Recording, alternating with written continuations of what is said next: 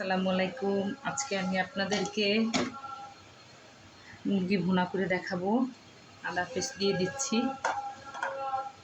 পরে হচ্ছে মরিচ গুঁড়ো দিয়ে দিচ্ছি,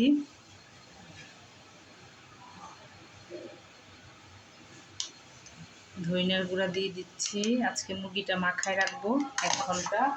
তারপরে হলুদ দিয়ে দিচ্ছি,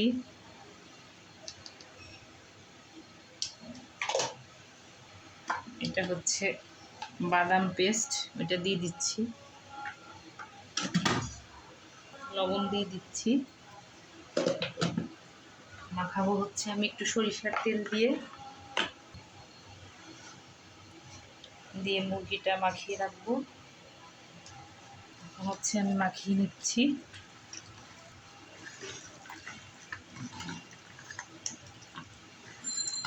এক ঘন্টা মাখিয়ে রেখে দিব, তারপরে রান্নাটা করব। আমি এখন মাখিয়ে রেখে দিব।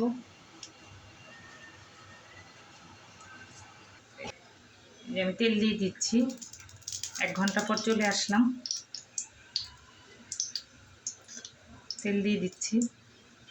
এখন আমি হচ্ছে এটাতে শাক বাটা দিব দেখে আমি একটু পেঁয়াজ ভেজে নিব, সাথে 2টা এলাচ, একটু দারুচিনি, এটা দিয়ে হচ্ছে আমি একটা শাক বাটাটা করে নিব।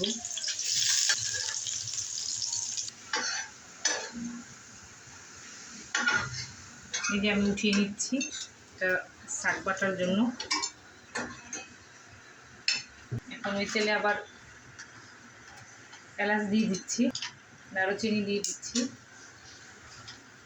লং দিয়ে দিচ্ছি, আর হচ্ছে পেঁয়াজ দিয়ে দিচ্ছি রান্নার জন্য।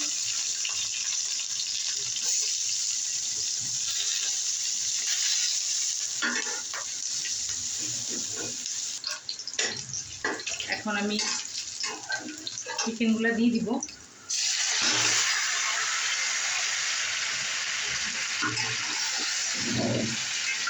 মতো নেড়ে চেড়ে এখন কষাইতে হবে শুধু।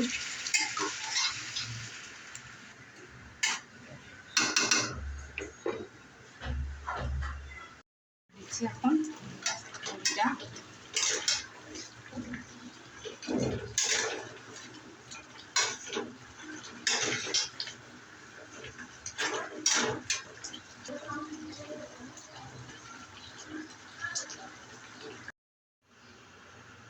শাক বাটা তৈরি করেছি, এখন মুরগির ভিতরে দিয়ে দিব। মুরগিটা হয়ে গেছে রান্না।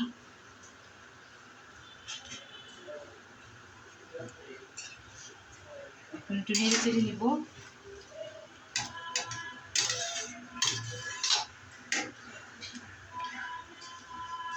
আবার একটু ঢেকে দিচ্ছি।